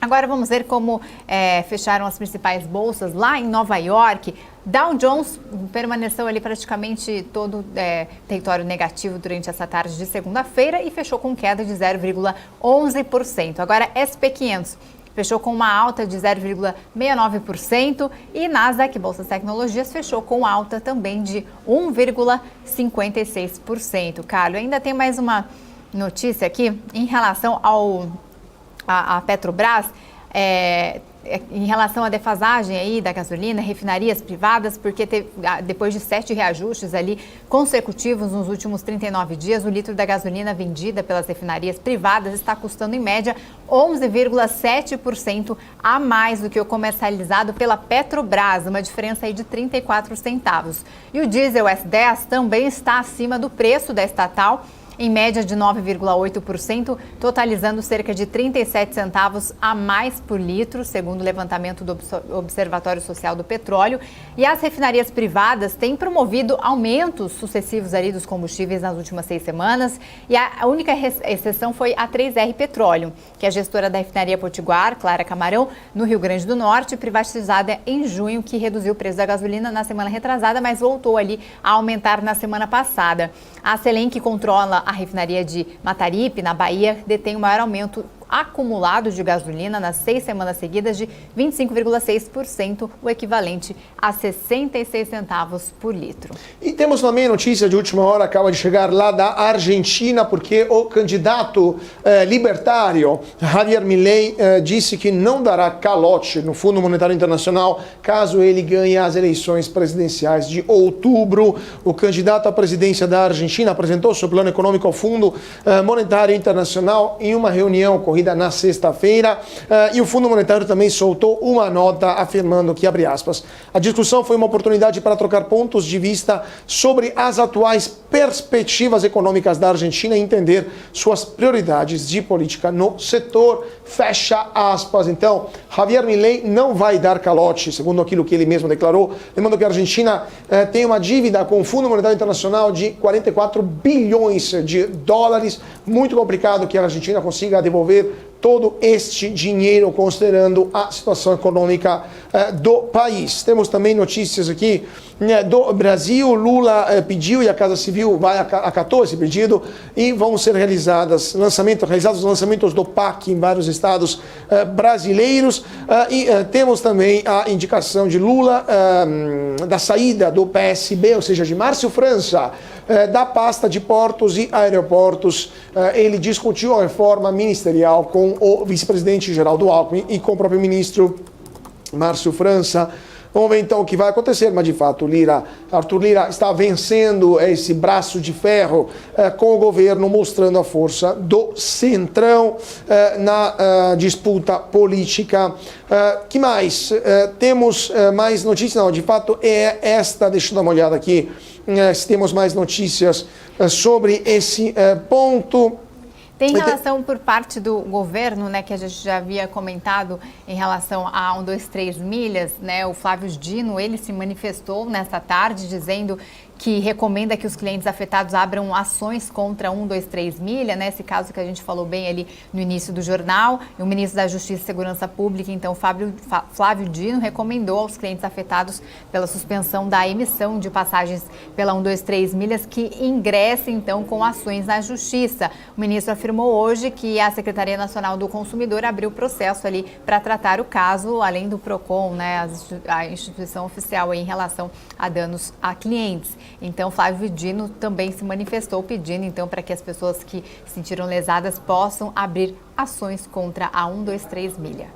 Pois é, situação muito complicada essa da empresa, toda a atenção do governo também está voltada para dar uma olhada no que está acontecendo com esta empresa. O estrondo poderia ser muito importante, o calote dado também para os consumidores, né? Para quem comprou pacotes com 123 milhas também poderia ser muito complicado. O Bradesco agora soltou um relatório sobre Ecorodovias, elevou o preço-alvo de Ecorodovias de 12 para 15 reais em 2024, manteve a posição de compra para Ecorodovias e elegeu Ecorodovias como ação preferida na cobertura do setor de infraestruturas. Segundo ele, Ecorodovias pode efetuar investimentos de 42 bilhões de reais sem necessidade de capital adicional, né? Então esta é a análise do Bradesco BBI, que vê receita e EBITDA de Ecorodovias acelerando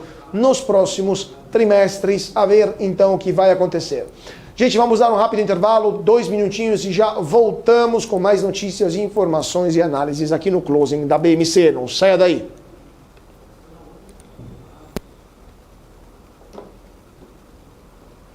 BMC News. Informação que gera valor. O que acontece no mercado financeiro no Brasil e no mundo está na BMC News. São 24 horas de programação para ajudar o investidor na melhor tomada de decisão. Independência e jornalismo sério. Não estamos plugados em nenhuma instituição financeira. Isso nos dá liberdade de levar a informação sem nenhum viés, sem conflitos de interesse. Ser a ponte entre as notícias, empresas, especialistas e os investidores. Tudo de uma forma dinâmica e com uma pitada de bom humor. Informação que gera valor, você sempre vai encontrar na BMC News. Conheça a Brasil Paralelo, o único streaming que oferece uma experiência completa, que começa antes de cada filme com a sinopse em vídeo e continua depois que os filmes acabam com as análises e podcasts sobre o que acabou de assistir. Somos o grupo de comunicação que produziu Brasil, a Última Cruzada, a série de história que mudou a forma do brasileiro olhar para o seu passado. Junte-se às mais de 600 mil famílias que assinam a BP. Entre no site brasilparalelo.com e faça sua assinatura. As empresas que fazem parte do seu dia a dia estão em uma das maiores bolsas do mundo, a Nasdaq. E a boa notícia é que você pode investir nessas empresas diretamente pela Avenue, sua corretora nos Estados Unidos. Com os dados das ações dos Estados Unidos fornecidos pela Nasdaq em tempo real, o cliente Avenue pode acessar diretamente as maiores bolsas do mercado americano. Entre neste mercado de tecnologia e inovação. Acesse avenue.com.br/Nasdaq e seja bem-vindo ao mercado global. O que impacta a economia e o mercado global. Aqui no BMC News, você acompanha em tempo real a abertura do mercado e todas as movimentações do mundo dos investimentos. Notícias acompanhadas de opiniões de grandes especialistas para ajudar você na melhor tomada de decisão na hora de investir. Eu, Paula Moraes, estarei com você de segunda a sexta, às 9h30 da manhã, no BMC News. BMC News. Informação que gera valor. BMC News. Informação que gera valor.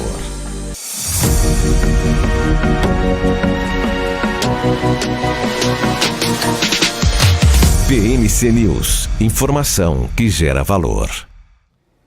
De volta para o nosso closing aqui na BMC. Muito boa tarde para você que está se sintonizando agora, nesse momento, 5 horas e 31 minutos. Bolsa de Valores que fecha mais um dia em queda. E para entender o que está acontecendo no mercado do ponto de vista técnico, vamos chamar o nosso analista técnico, Thiago Alvarenga. Thiago, muito boa tarde. Sempre um prazer tê-lo conosco aqui no closing da BMC. Fala pessoal, boa tarde. Vamos aí ver como é que começamos a semana retomando as quedas aí históricas, né? Infelizmente. Pois é, né? Uma semana que começa com o pé esquerdo, muito complicada. O que você está achando desse Bovespa? Já chegamos ao fundo do poço ou ainda tem mais espaço para quedas? Vou até botar a tela aqui para a gente dar uma olhada. Mas acho que infelizmente a gente está abrindo aí um caminho para mais quedas, né? A gente passou praticamente julho e agosto dentro desse espaço entre os 116.600 e os 120.500 e eventualmente a gente chegou aqui a furar buscando os 122 e recuou. A perda dos 116.500 abre espaço para buscar a região dos 111 mil pontos. Então acho pouco provável que a gente pare a queda antes de vir testar os 111 mil pontos. Eventualmente a gente pode ter uma virada para cima, correções, né, como foi a de sexta-feira, até um pouquinho mais para cima, mas o cenário baixista tá prevalecendo aí, pelo menos no curto prazo, né? Pois é, e o dólar? O que você está vendo para a cotação do dólar e até onde pode chegar? Olha, o dólar ainda está brigando bem com a região dos 5 mil pontos, né, os míticos R$5 por dólar. E a gente tem um efeito aqui, aquele efeito de mola encolhida, né? Tá criando uma pressão aqui que quando romper esses 5 mil, é bem provável que a gente venha buscar essa região de topo anterior nos 5.114, ou seja, R$5,15, R$5,14. A gente deve ver rapidamente a partir do momento que ele rompeu os 5 mil pontos, né? A gente já vê aqui uma estrutura de alta bem forte. A gente vinha numa tendência de queda bem interessante, com correções, às vezes até um pouco mais agudas, mas a partir do momento que a gente fez essa estrutura de fundo aqui no final de julho, esse rompimento forte, que não teve esse movimento de recuo, que depois de um movimento forte é natural que as pessoas pensem, subiu muito rápido, muita coisa é muito rápido, então é natural o movimento do atacar, vai vender para buscar o fundo anterior, o que não aconteceu. Então a gente já vê que o novo patamar de suporte do dólar passou a ser o 4.800, não mais o 4.750, que foi de julho. Então a tendência é que depois desse movimento aqui, a gente está de novo lateralizando, praticamente semana passada toda ele ficou aqui brigando com os 5 mil pontos. A tendência é que ele rompendo os 5 mil venha buscar os 5.014, 5.015, 150, 140, 150 e consolide essa tendência de alta que foi iniciada agora em agosto. Perfeito. Vamos dar uma olhada agora nas piores ações de hoje, iniciando com IRB Brasil, menos 9,24%, Carrefour, menos 4,14% e o Dux, menos 3,85%. O que você está vendo no gráfico para essas três empresas? IRB, Carrefour e o Dux. Vamos lá, começar pela IRB.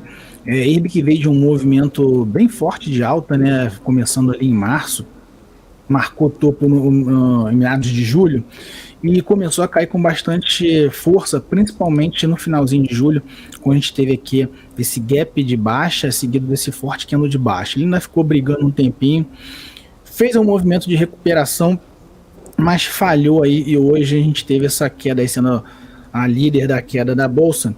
A gente ainda tem um suporte importante na região dos R$38, entre 38 e 38,10. Inclusive foi suporte aqui em junho. E aqui, a partir do 38 é que a gente vai realmente ter uma retomada da tendência de baixa. Apesar da queda forte de hoje, ele praticamente anulou a alta forte do dia 16. Então, o saldo desse movimento que a gente está aqui ainda dentro dessa zona de congestão.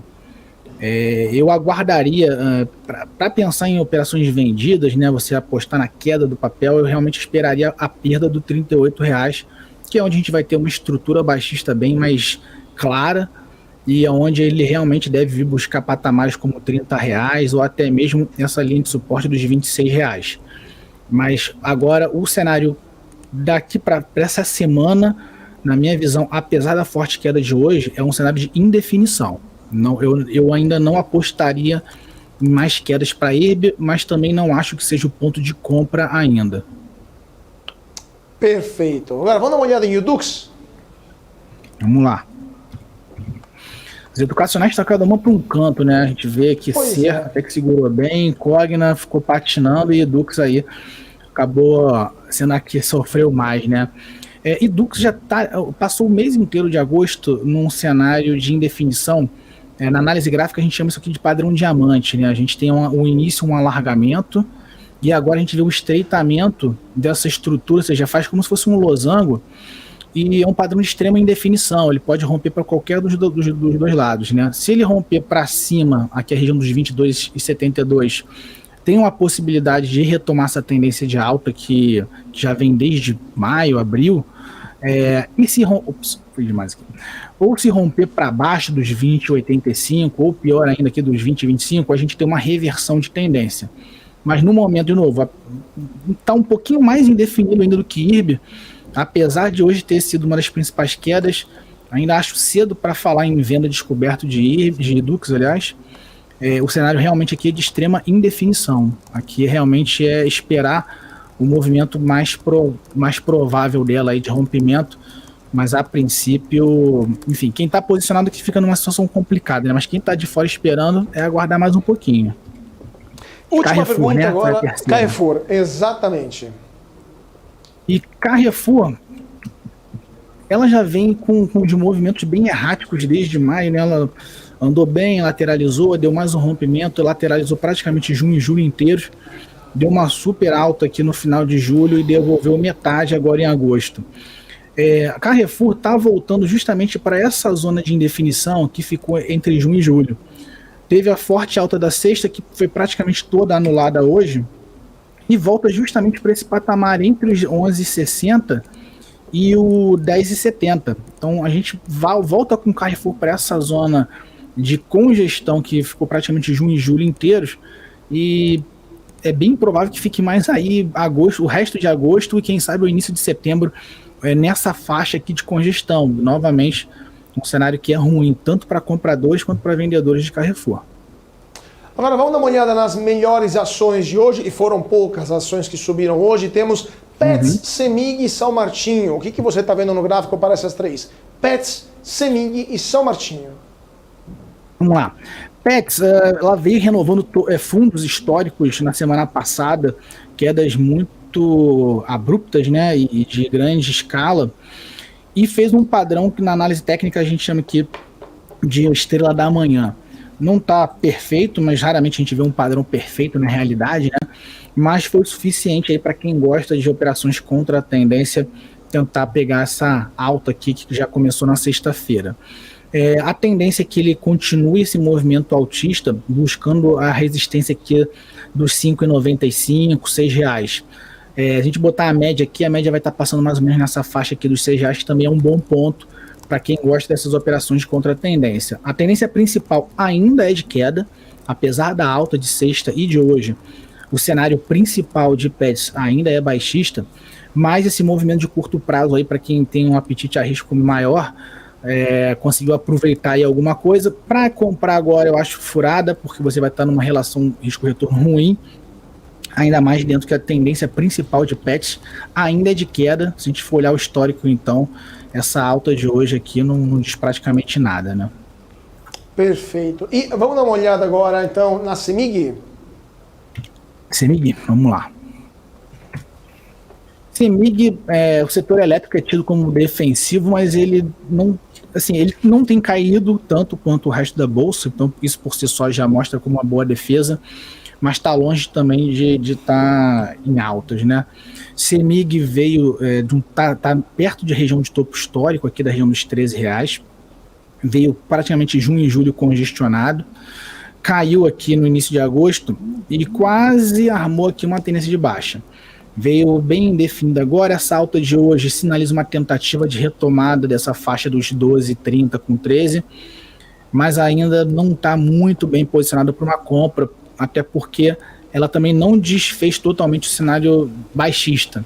Então, de novo, mais uma região de indefinição, mas para quem já está posicionado no papel, acho que dá para manter posições compradas sim, e quem está vendido deixa aí uma defesa aqui na região dos 12,50, 13 reais, que é onde esse CMEG vira para um cenário mais positivo, né, para a tendência de alta. Última pergunta, São Martinho. O que você está vendo em São Martinho? São Martinho é um papel mais difícil de operar, porque ele é difícil de pegar boas tendências, né? Ele é um papel que ele até pegou boa tendência aqui de abril a maio, mas no geral ele passa a maior parte do tempo congestionado. E não está sendo diferente aqui julho e agosto.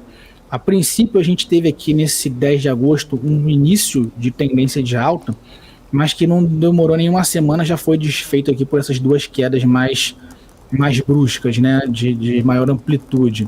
O suporte da região do 31,40 segurou bem, então aqui não chega a ser contra a tendência como é PETS, então, e sem contar que aqui a gente tem o ponto de virada baixista aqui no 31,40 oferece um bom referencial aqui para stop.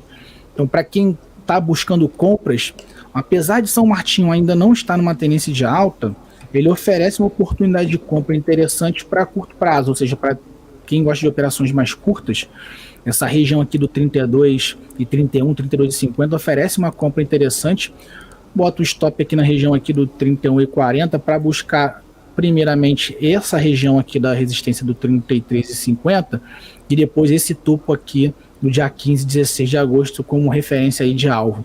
Então, das altas de hoje, PETS, para quem já aproveitou da semana passada, está muito bem posicionado, mas para quem ainda ficou ali esperando alguma coisa interessante, São Martinho está oferecendo um ponto de entrada interessante ainda, com risco baixo. Perfeito. Isabela, suas perguntas para o nosso Thiago Alvarenga. Eu queria que você fizesse uma análise aí de posicionamento em relação a Arezzo, né, que é uma marca aí que tem crescido muito, apesar de ser varejo, mas é uma empresa aí que não seguiu muito o andamento aí da crise, né? A Arezzo, porém, cai hoje aí quase 4%. Arezzo, o que você pode nos dizer? Vamos lá. A Arezzo, ela realmente tem baixa correlação tanto com o Ibov quanto com o setor, né, varejista ali de roupas especificamente, você vê o Grupo Soma e tudo mais. Mas ele realmente está embarcando agora na onda baixista, né? A gente vê que ele ficou também dentro de uma zona de congestão praticamente julho e agosto inteiro. Essa região aqui dos R$ 77,00 é uma região de suporte que segurou bem, tanto na subida aqui em junho, quanto se evitou a queda em julho e agosto. Mas o fechamento de hoje em R$ 76,50 deixou uma porta aberta aí para um cenário baixista mais agressivo, vamos dizer assim. Tem esse último fundo aqui de 76,33 que deixou ainda um fiapo aí de esperança para ver se o papel amanhã ou depois repica e volta para essa zona de congestão. Mas com essa queda de hoje, com o fechamento como foi hoje, o cenário abre para uma queda buscando não só a região de 73,80, que foi a região de suporte de junho, mas essa região aqui de fundo, na região aqui dos R$ 60,00, que foi maio, né? Então a Arezzo está realmente numa virada vendedora. De novo, não é uma venda tão clara assim, a gente ainda tem alguns pontos de suporte aqui no 76,40 e aqui no 73,70 que podem segurar essa queda de Arezzo, mas a perspectiva não é muito boa não. Vai ficar boa para os vendedores, né? Para quem quer comprar, é melhor esperar mais um pouco para ver se consegue uma promoção aqui na região de 68 ou quem sabe R$63. Agora, última pergunta, né, que eu queria te fazer sobre Vale e Petrobras, né? Vale e Petrobras são as maiores empresas mais representativas do Ibovespa. O que você está vendo para Vale e o que você está vendo para Petrobras no gráfico? Vale não vou dizer que é um paradoxo, mas é o papel mais difícil da gente entender, né? Porque ele é o de maior peso na Bolsa e que hoje ele apresenta a pior correlação com o Ibov. A gente viu aí o Ibov numa franca tendência de alta de março até agora, até final de julho, agosto, e Vale caindo e praticamente de lado desde o final de maio, sem sair do lugar. Na verdade é essa. O minério Vale ainda muito de olho na China com perspectivas cada vez piores, e o nosso Ibov totalmente descolado da Vale, que não é uma situação comum. Eu já fui mais otimista com a Vale, essas regiões de fundo aqui no 62, até semana passada, para mim eram regiões de compra, mas quando a gente teve essa perda aqui dos R$62, Vale realmente passa para um campo negativo, passa para um campo vendedor, e a perda aqui dos R$61 vai armar uma figura de pivô de baixa e bota a Vale numa tendência de baixa, retomando a queda que ela veio traçando desde janeiro até praticamente o final de maio. Então Vale vai entrando numa situação muito ruim, e se os bancos e Petrobras, que foi quem puxou o Ibov até agora, não conseguirem reverter para cima, a gente é bem provável de ter aí um embarque para a tendência de baixa, buscando lá aqueles 111 mil pontos ou até pior, que a gente falou no início.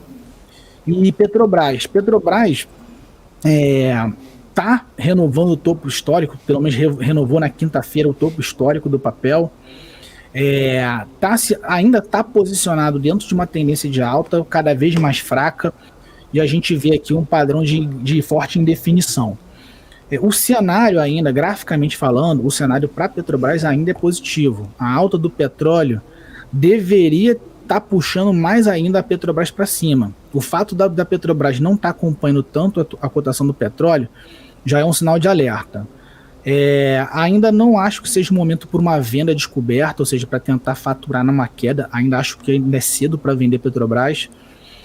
E para posições compradoras, eu acho que vale a pena botar a defesa bem curtinho, stop bem curtinho, porque apesar de ter renovado máximas históricas, Petrobras não avançou, o que por si só esse fato já é um sinal de alerta, já é um sinal de fraqueza para o papel. Então Petrobras aí também já vai acendendo a luz amarela, e a gente pode acabar, enfim, como eu falei, né, o Ibov subiu até agora sem a Vale embicando para baixo, e se a Petri não conseguir puxar para cima, que no final a gente viu que foi Petri e os bancos que puxaram o Ibov, né?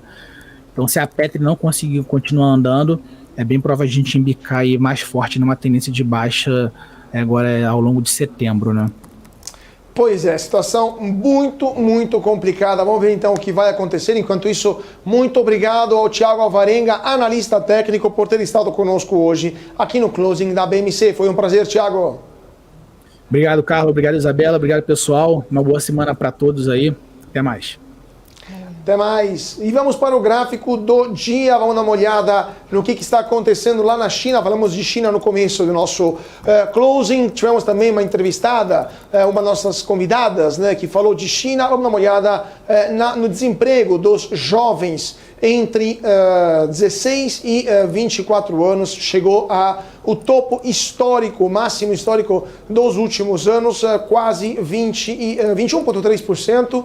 Se a gente considera também o desemprego entre os jovens, as pessoas entre 25 e 59 anos, é uma discrepância muito grande, porque o desemprego entre os jovens entre 16 e 24 anos é basicamente 5 vezes mais superior ao desemprego das pessoas entre 25 e 59 anos. E é por isso também que o governo chinês suspendeu a divulgação de dados sobre o desemprego dos jovens chineses, especialmente em áreas urbanas, um problema crescente lá na China que está deixando muita gente preocupada. Então, o gráfico do dia hoje é sobre o desemprego dos jovens lá na China, muito mais alto do que o desemprego entre os adultos de 25 até 59 anos. Gente, por hoje é só. Muito obrigado, Isabela Takaki, minha parceira de todas as tardes, por compartilhar a bancada. Mais um dia aqui no Closing e até amanhã. Até amanhã, bons negócios, a gente se vê amanhã. Uma boa tarde para vocês. E muito boa tarde para vocês também que estão seguindo a gente. Nós vemos amanhã, sempre aqui a partir das 4 horas da tarde, para comentar com vocês mais um dia de notícias de economia, política, finanças, negócios e internacional. Mais uma vez, muito obrigado a todos pela atenção, uma ótima tarde e até amanhã.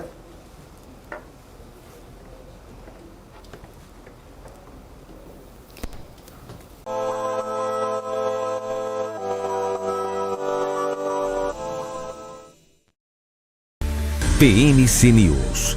Informação que gera valor. Entender o modelo de negócios, os resultados e as estratégias das principais companhias do Brasil é essencial para tomar as melhores decisões na hora de investir. E é isso que nós trazemos no BMC Business. Entrevistamos os CEOs e diretores das principais companhias de capital aberto do país. Eu sou Gabriel Monteiro e encontro você no BMC Business todas as terças e quintas, às 22 horas, aqui na BMC News. BMC News.